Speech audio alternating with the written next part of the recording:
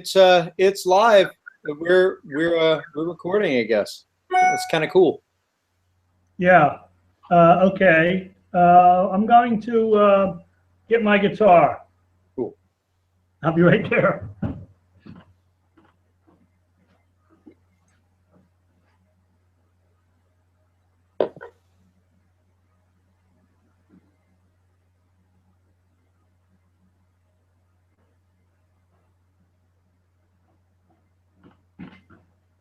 Okay. Now, for some reason, I see myself on the big screen and you on the small one. Yeah, I think if you click on my picture, it should change. Now you're big. Okay. But then it keeps changing back. So it's what it's doing is it's switching the volume. So try it. Yeah, so whoever's talking, it'll automatically switch to that. Now let me tune this guy up here.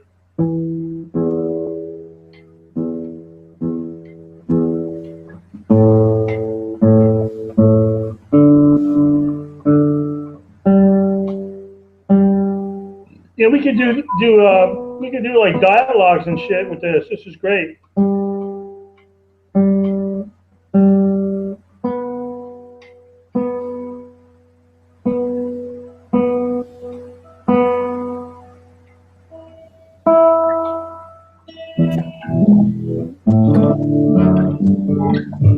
Now, I guess it's important that you see my guitar.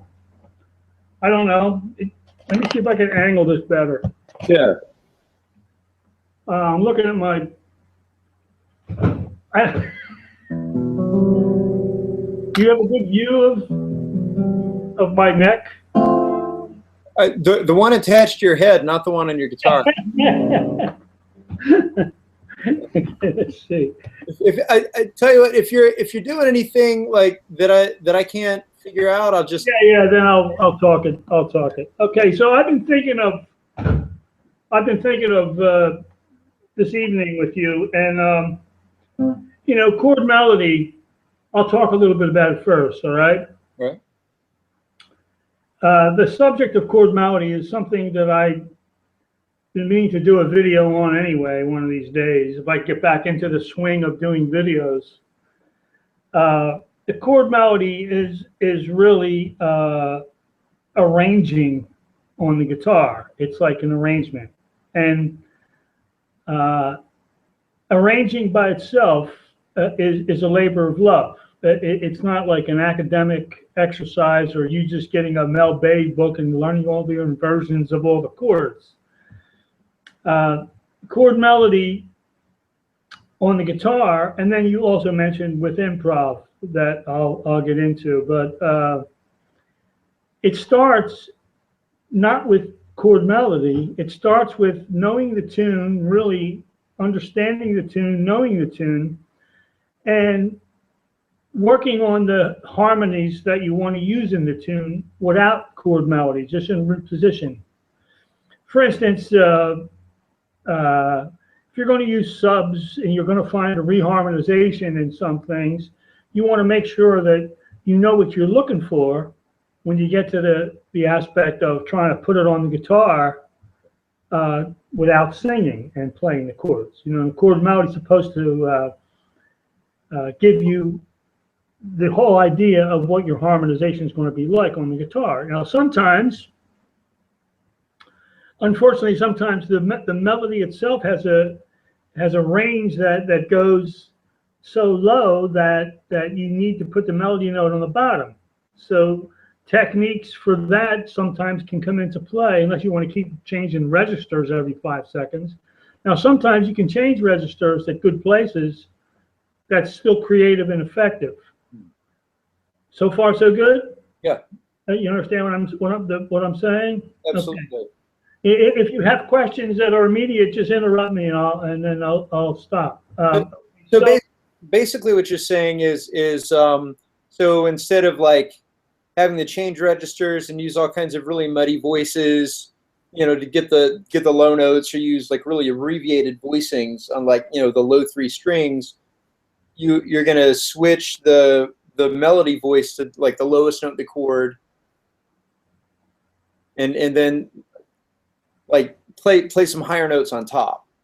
So almost like counterpoint, where you've got like a stationary chord and the bass note is taking over the part of the melody. Depending on the tune, it might be necessary to not maintain the same register that the tune is in relatively to each note, is what I was saying. So there might be a necessity to change the register and all of a sudden have maybe the bridge go up an octave higher, but you don't want to do it in the middle of a sentence. I mean, right. When I play with Bob Mishi, the trumpet player, if he feels like he's not going to reach a note, he'll play the lower octave of it, but you don't hardly notice it. He does it so naturally and effortlessly. I don't even notice it half the time that he didn't go up, he went down instead, but the melody still stays intact. So some of that might be necessary. But again, sometimes it's important to stay with the register instead of giving up so easy. You know what I mean? Like giving up so easy. So again, just reiterating, step one, knowing the tune very well, not by the music, but by your heart, the way the original tune is, for you to be in a position to even think about reharmonization. Step two is reharmonization. Now that's a deep subject. We can talk about that in a whole nother context and that's not just like tritone equivalence and that stuff. It's another kind of a deep subject in music. Reharmonization goes on forever, and there shouldn't be any books that are dogmatic about that subject, because it's open-ended depending on the style, the instrumentation, those factors in your vocabulary, in the context you're going to do the tune, you know what I mean? So, in the beginning of just going through some things, I thought of a couple tunes that might be good starting places. Not that you've never done it before, but just to take something from scratch and go over the process that I might do, we could also in another lesson talk about intros and outros, about how to end a tune in a real beautiful way, and that's all part of the arrangement too. But right now we're just going to stick to just the basic way of doing a chord melody piece on the guitar. And I think the easiest way to start something like that is to pick a ballad. And I thought of two ballads that right offhand that you may or may not know, but they're easy. One of them is When Sunny Gets Blue. I don't know if you've ever heard that one. No. It's a real beautiful tune. I've been playing it for a million years. I haven't played it in a million years, but I knew it when I was a kid. And the other one is a ballad called Laura. That's also really beautiful. And both of those tunes start on a minor ninth chord, which always is really nice for guitar. So I'll give you the basic of When Sunny Gets Blue if you want to just listen to it, unless you would rather work on something that you're familiar with first. No. I mean, that's another option. No, let's do those. I want to learn. When Sunny Gets Blue is in a key of F. It's a pretty diatonic, except for the bridge. It has one modulation where it goes to D major, and then it goes to C major. But it's really pretty much diatonically oriented. It's not a waiting shorter out tune. It's definitely a standard tune, and it doesn't start on a one chord. It starts on a two chord. So in the key of F, a two chord's G minor. So the melody is this. Let's see.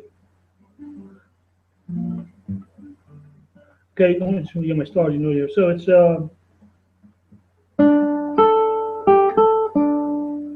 let's say no. It starts on C. So it's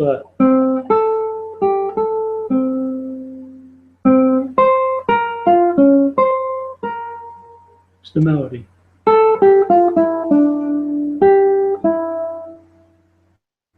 Have you ever heard it? I have.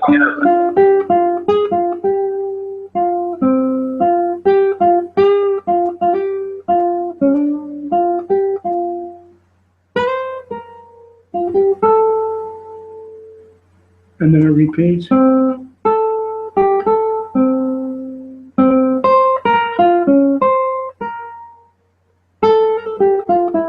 As you can see, it's perfect for guitar.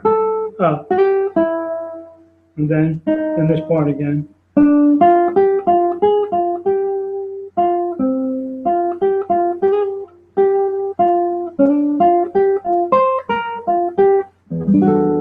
This is where it's going to go to the key of D, so that's why I played the E minor 11.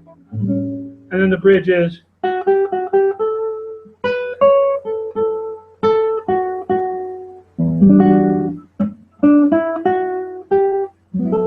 Key of D.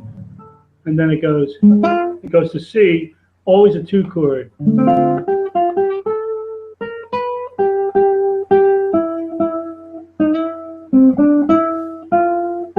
And this sets up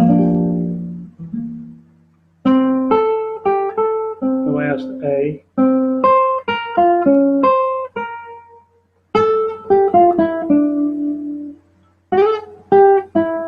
Sorry, I messed that up. And then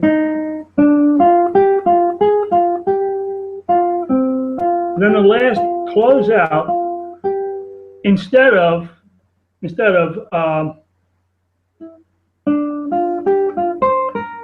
the last closeout is this.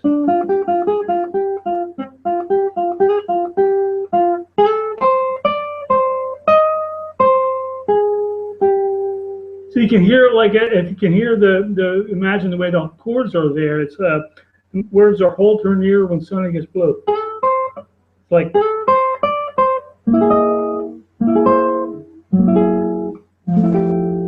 I always love tunes that are major 9 and minor 9 oriented. They're kind of my favorite. When it comes to the standard world, they're my favorite sounds in music. The 9th chords, the minor 9th chord, and the major 9 chord. I love that sound. So now the basic changes here, if you looked at the music and the way it's written, it would be, if I could just D, D, D, G minor, do, D, D, D, D. Now then it goes D, D, D, D, D, D. Now what that is relationship to F is that's a minor 4 chord. That's B flat minor. So you're still in F. Right. Because the next chord is when it goes back. D, D, D, D, D, D, you're home. D, then it goes D, D, D, D, D, D. I think it's actually written like that. Now this next section that's a little bluesy that goes. It could be written G dominant, B, D, D. But I like to play B minor 7 flat 5 and work down like this. Can you hear the guitar good? Yeah. D, D. I can plug it in if it's not loud enough. No, I can hear it. Okay, good. D, D, D, D, D, D,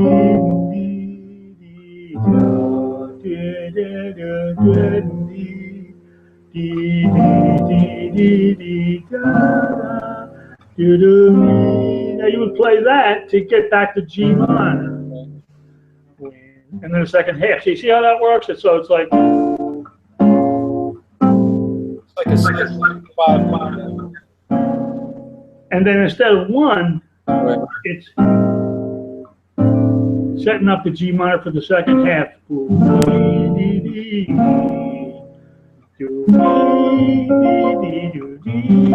It can be either E flat 9 that a lot of people like to play, or it could just be B flat minor 6. Like B flat minor 7 to B flat minor 6, they're both the same function. And then this progression.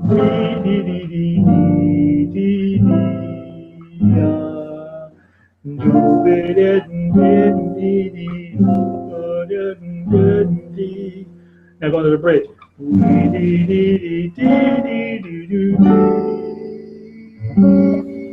Then we're in D. It's all diatonic. So you have a 1, a 2, a 3.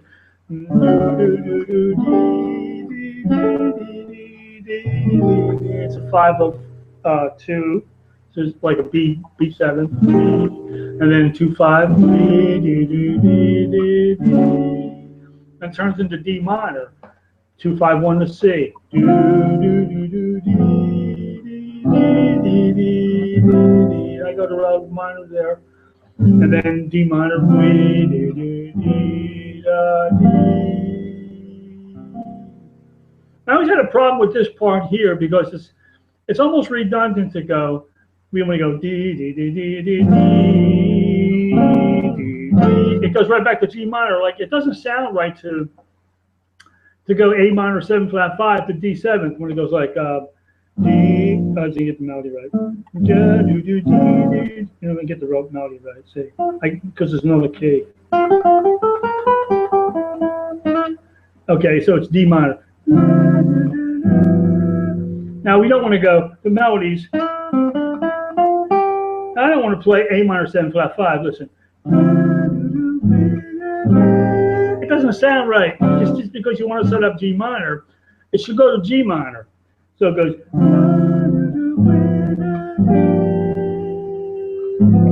That doesn't sound right either. So you want to get back to the G minor again. So that's too strong. So I just like to go to a C chord. And it goes back to G minor. It's no big deal. It's not the. I mean, you can reharmonize it and think of more fancier things to do with it, but I was always okay with that. I didn't want to like do the first ending and start to set up the A minor 7 flat 5, the D7 to go to the G minor. I didn't want to do that. Now, I'm sure I could take my time and I could think about some other fancy way to do that, but just for the purposes of now, let's leave it like that. Let's leave, and then the last segment is the same as the first.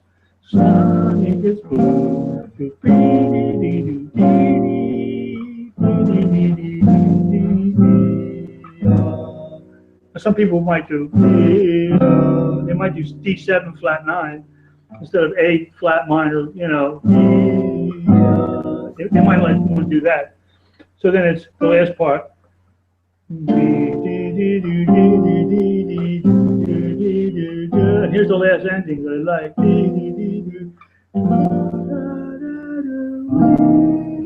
Because there's a sharp 9 because the melodies.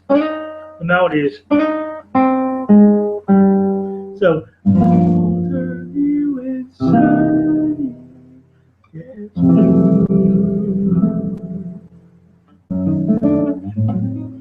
It's easy to get back to G minor after you go to the 1 chord. You can either go, F sharp diminished, which is part of the D7 family, the diminished principle thing. But so it's a basic tune. It's got a simple melody, has a key change. I always thought it was really pretty. Now for guitar, of course, we could do as plain as possible by going. And then we can go like to the C chord, right? Like that's too damn plain. I'm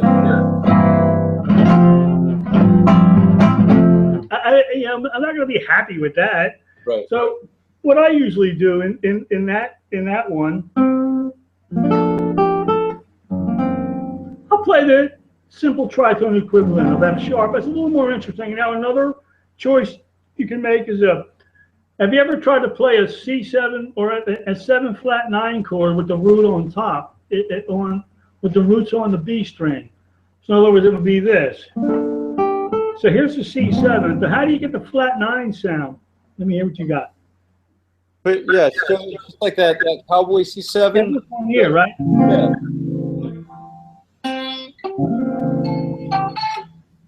Ah. Yeah, that's cool. Right. Yeah. I like that. I like either one of those.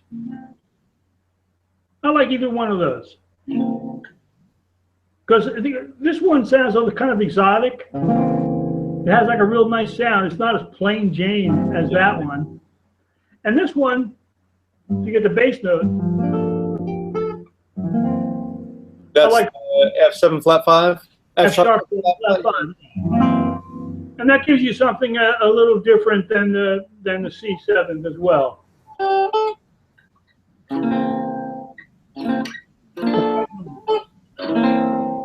Yeah.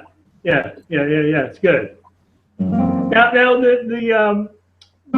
Now the pickup note, I would just do by itself, like, and of course, you know, you're going to want to hear that B flat minor ninth chord, and the melody just works. It works for the chord like. So here's the melody. Sorry, that's the melody.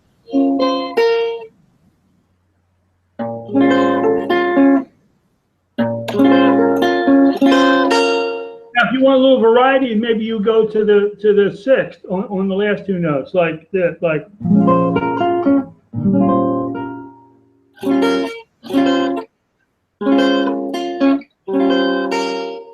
Right.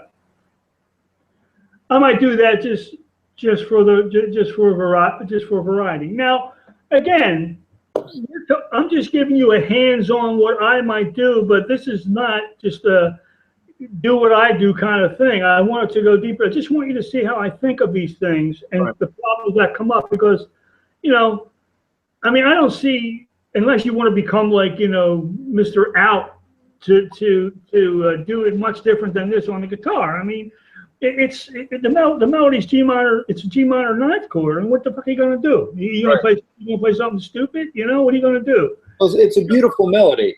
Yeah, you don't want to ruin the chord. You don't want to ruin what it is. It's just to be different. So you got to keep that in mind. So I'm not going to be opposed of, oh, I don't want to play a G minor ninth because it's too common. Well, yeah, that's the way the nature of the tune is. You got to keep all that.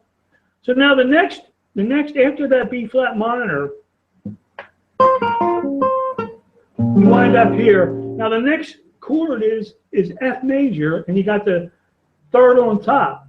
So now you can either do this. Now you know this chord. That's the obvious one, but I think a more interesting one is when you put the ninth below it like this. Since the third is already in there. Oh. Check it out. No, your fingers are wrong. Look. That's also pretty. That's also pretty. But check out this one as well. Now you got the G here. Oh. Yeah. Let me hear that.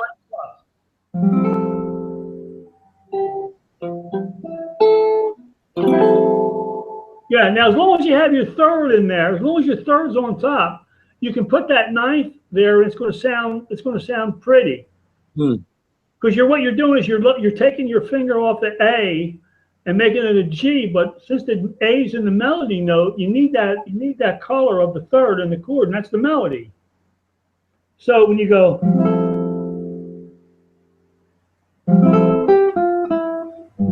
that's the standard, a 1, 2, 2.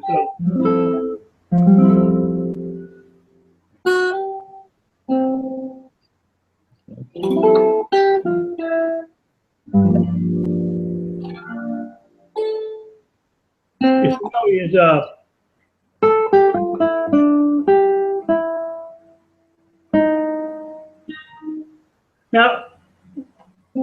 When I was younger, I would have done something like this. I don't know if I would do it today. If I would go as a substitution, I would go down to the E flat major because it was kind of cool to go down to the major seventh.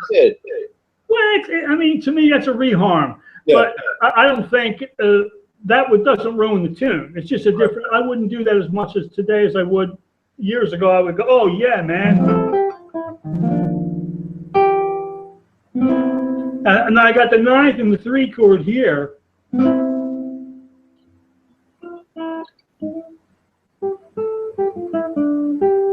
Now there's another thing I'm hearing here is this. Now check this out. I'll go back to the G minor.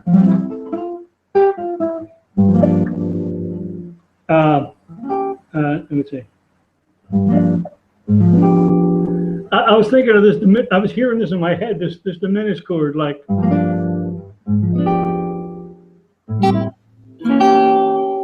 This one. I'm sorry, which one? G sharp. E sharp? Wait. G sharp. G sharp. Sharp.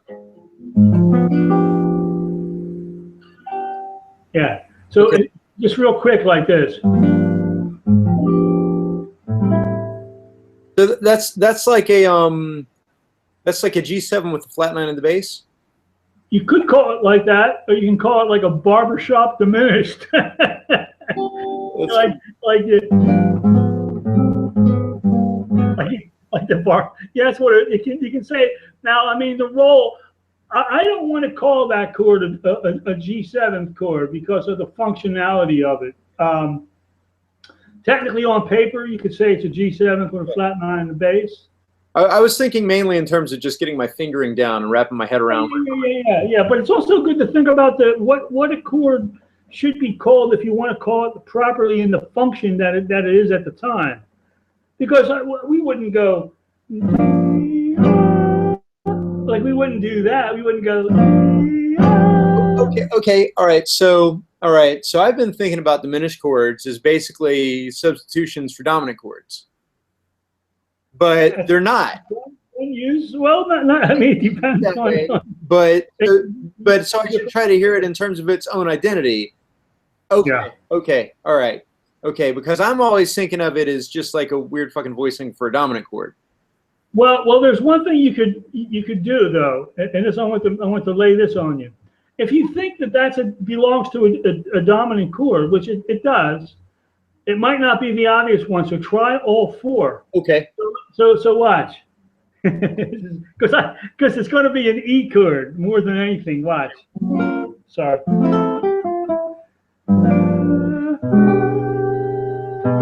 E7 chunk 9. Right. Okay, cool. Not a G7. So if you want to call it an E7 with third and a bass, that's at least because that makes it a 5 of 3. Okay. So every diminished chord is a dominant one, but it might not be the one that's close by. You would try them all and sing the melody and see which one works the best, and you hear that if you do the other one, if you do B, let's do B flat. And because I can reach the melody. Let's do B flat. That's not too bad because it's a tritone equivalent. It's a tritone equivalent of E, but E's the real one, and the other one would be, what's the other one? Come on, D flat, right? Right. So watch. If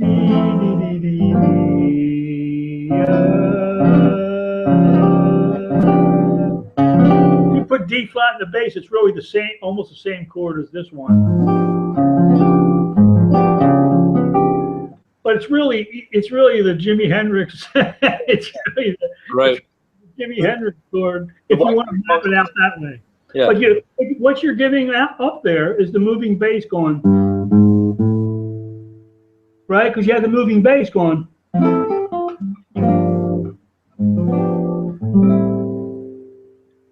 Does that make sense? Mm-hmm. Now, technically, there's another case in point. Technically, I could hear the theory people screaming at me. A 3 chord shouldn't be a 9. It shouldn't be a minor 9 because it's not in the key. You know, there shouldn't be a B natural. It's not a true 3-ism. You know. However, I argue with Bill Evans. You know, because he always used them. You know, and I love them as well. They open things up. So to me, I don't mind this sound either.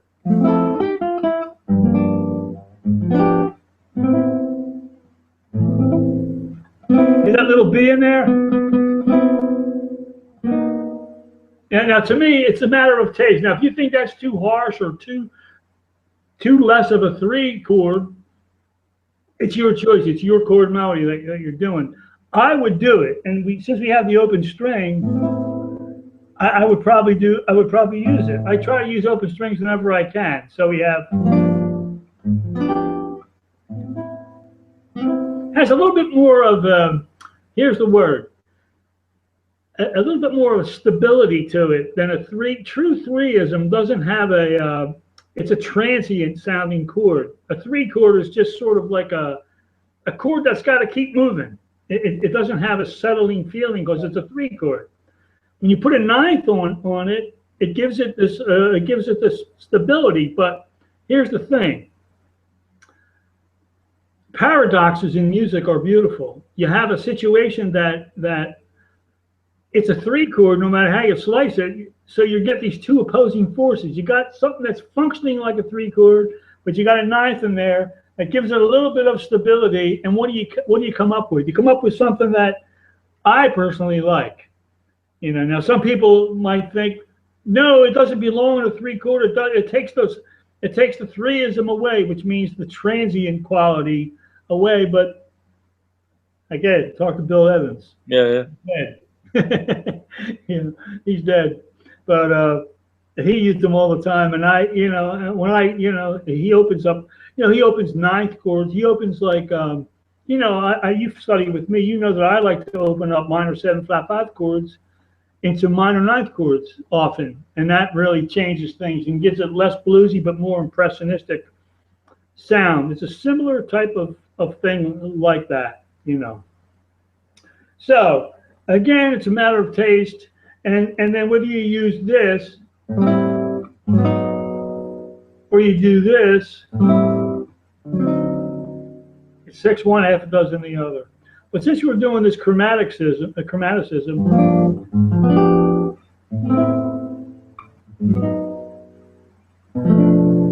now I got, this is like custom made for the guitar. I got a B minor 7 flat 5 right here, right?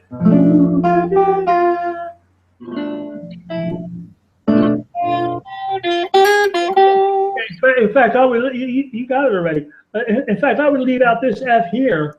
So instead of going and then struggling with this F, I would just, you don't need to put all chords in there. Now that next melody, that's going to be on a B flat minor. B flat minor 7th. Now, when you keep the 7th in there, it makes it a 13th. Now, if you're going to be down here, see that tritone? Some people might not like that, but I actually like the minor 13th chord. So, why we do it up here for this reason? Check it out. Let me see your neck. Huh? Let me see your neck. You playing it up here? You're playing the minor. I'm playing the B minor right here. I can't minor 7 flat 5 voicing. I'm sorry. Oh. But I'm doing this. Can you see my neck? Sorry.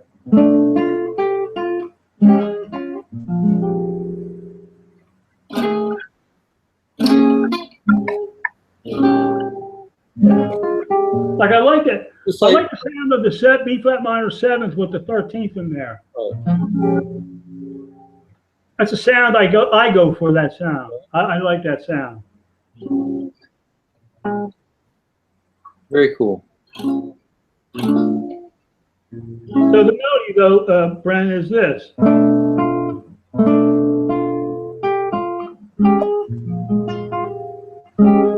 You got to figure out how you want to execute that. That's another thing I didn't discuss yet, but is whether to play something in rubato or whether to commit to time and the different worlds that brings in, the different kind of solutions and problems that creates. It creates a momentum if you have the time. If you do rubato, you can draw things out. Not because you can't do it in time, but because you want the effect of almost a conductor. You're your own conductor. So in a ballad, rubato could be a beautiful way of playing a tune. As long as you bring that melody out and that melody stays together so that the listener can recognize the damn tune. You know what I mean? You don't want to bury the melody. Like I would even go that far to save that next chord for that 13.